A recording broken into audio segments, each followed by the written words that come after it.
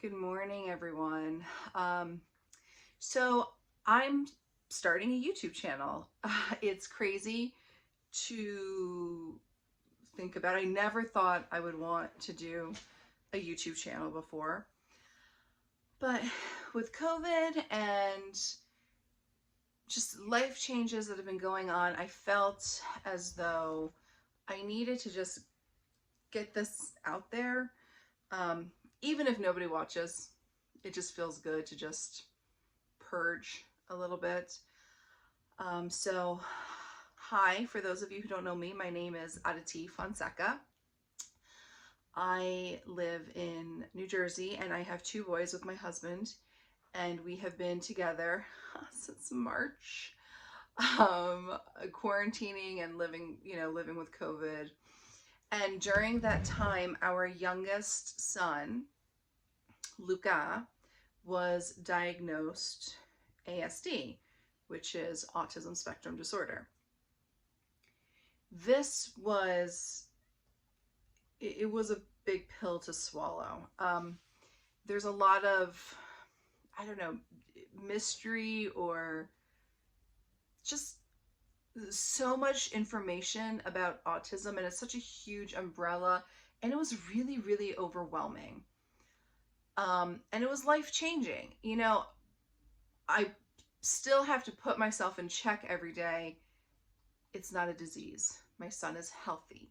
My baby is here with me. I don't have to worry. I don't have those worries. But it's life changing in the sense of the worry of his future is still there. Will he go to school? Will he, right now he's considered nonverbal, even though, he's making huge strides with his speech development. But he doesn't speak, and he is 2.5. Will he make friends?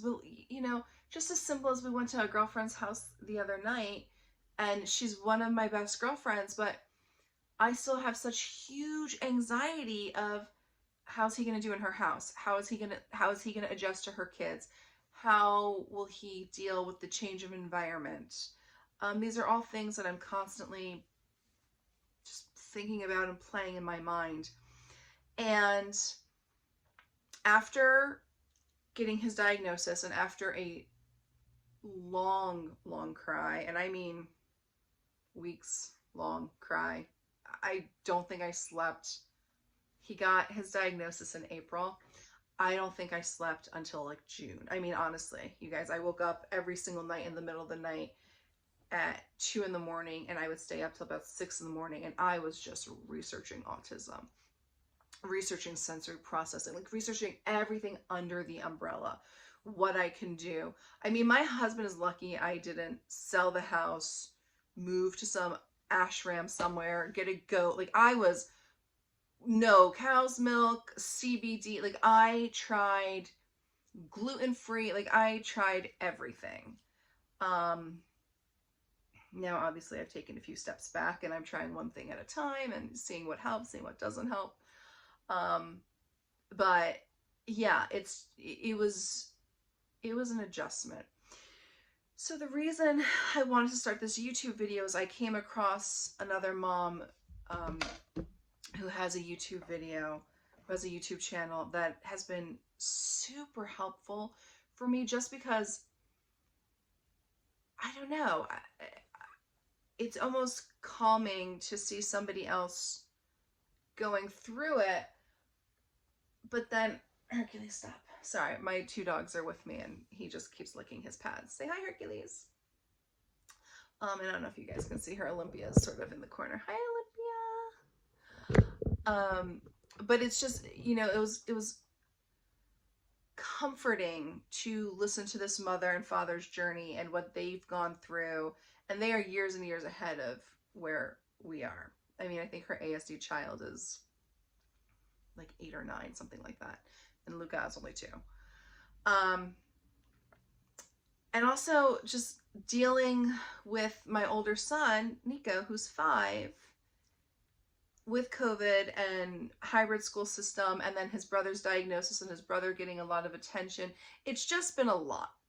And I wanted to start this channel because I just wanted to share my experiences, my tricks, and, you know, tips and tricks of what are working, what aren't working, you know, my epic fails, because I totally have those. Like I probably have 10 to 15 like good fails every single day.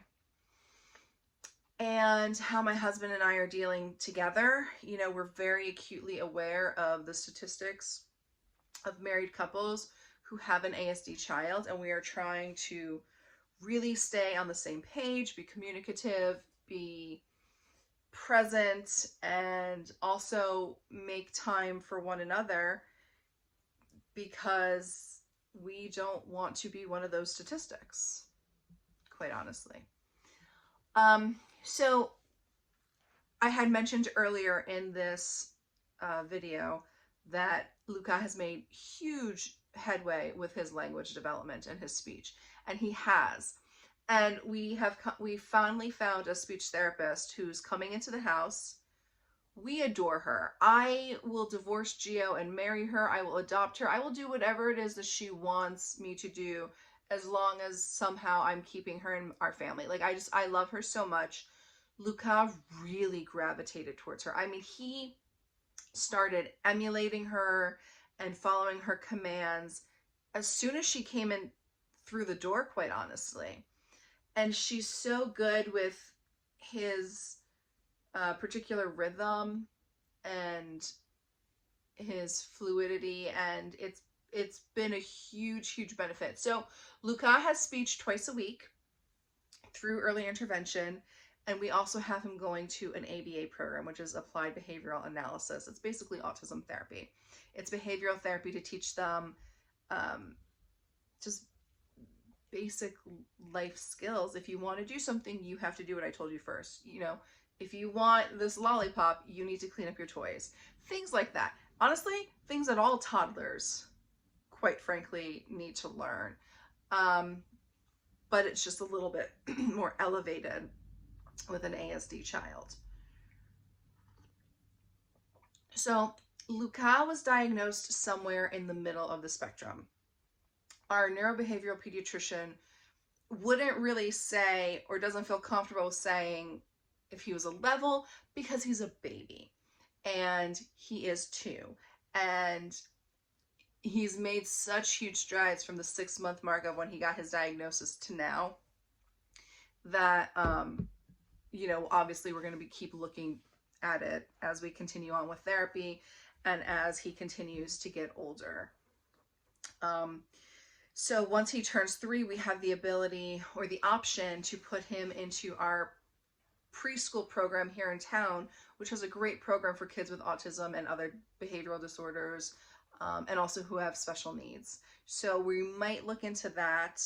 I haven't fully made up my mind yet. I need to see how he's doing behaviorally, because for the most part, he's a good little boy.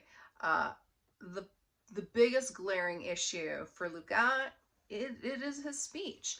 And he used to scream a lot more, and with ABA, the screaming has subsided quite substantially. You know, when he started out in this whole journey, he couldn't point, clap, he wasn't crawling properly, he definitely couldn't speak, and he made eye contact, but he wouldn't look at you every time you said his name. And also, major important point that I forgot to mention, he was diagnosed over Zoom.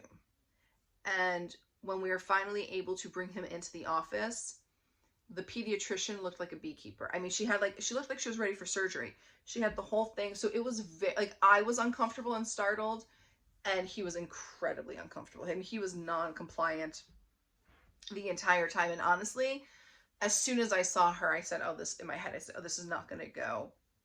This is not going to go well. And it didn't go well. So we're keeping the diagnosis.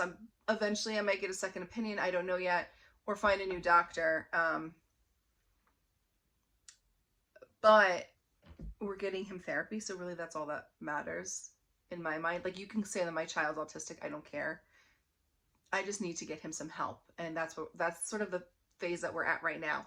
So I guess my question to all of you other moms out there who have ASD children, or who have, kids who are ADHD, or anything that's sort of under that behavioral umbrella, or neurotypical kids who are just giving you a hard time right now because of COVID. What are you doing to deal? I have a screamer. My older son never screamed. My older son would get like, I don't know, like incredibly emotional, and it was hard for him to like check in his emotions. So we always did like breathing exercises. And like even yesterday, he was getting upset with his little brother, and he literally, it was the cutest thing. He goes, "I need a minute," and he sat down. He goes, "Calm. You're calm. Just be calm." And then he counted to 10 and did breathing exercises by himself. You guys, it was the biggest like proud mom moment. I was like cheering for him. I was like, yes, yes. For years I've been drilling, just keep yourself calm, just regulate your emotions. And he did it on his own and avoided an argument with his brother. So that was huge. That was great. But going back, what are you guys doing for kids who are screamers? I'm trying to replace it. The speech therapist recommended replacing it in sort of a sing-songy pattern because Loukas loves music. And I've done that. He's usually screaming like when he wants to go to the refrigerator or he doesn't know how to say something, but he has probably about 40 words now. He just doesn't use them regularly, and he probably has about 10 to 15 unprompted words.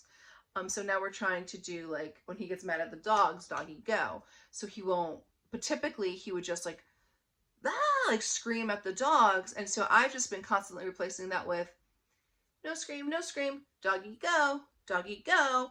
And now he's picking up doggy go, so that I know to get the dogs away from him. It's only when he has food, because this one over here, Mr.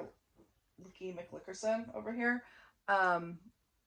loves to steal everybody's food. I mean, he's adorable, but he's a food thief. So so that's what we're doing. But what are you guys doing? Tell me how you're dealing. Leave a comment. If you know anybody who's in the same boat, or just anybody who's interested in parents, helping out other parents, please feel free to subscribe and like and share my channel. I'll probably bring in some friends. I know a couple of friends who would be interested in having a conversation with me, who have children who, whether are ADD, ASD, or just, going crazy because of COVID, and there's no escape right now for all of us. I think we all love our kids, we all love each other, and we want what's best for everybody, but we all need to do this together. So that's sort of where I'm at. I really appreciate it. I'm excited about this, and thank you guys so much. And I'm sending everybody lots of love and good vibes, and yeah, just look out for my next video. I'll probably post it in a couple days. All right, bye guys.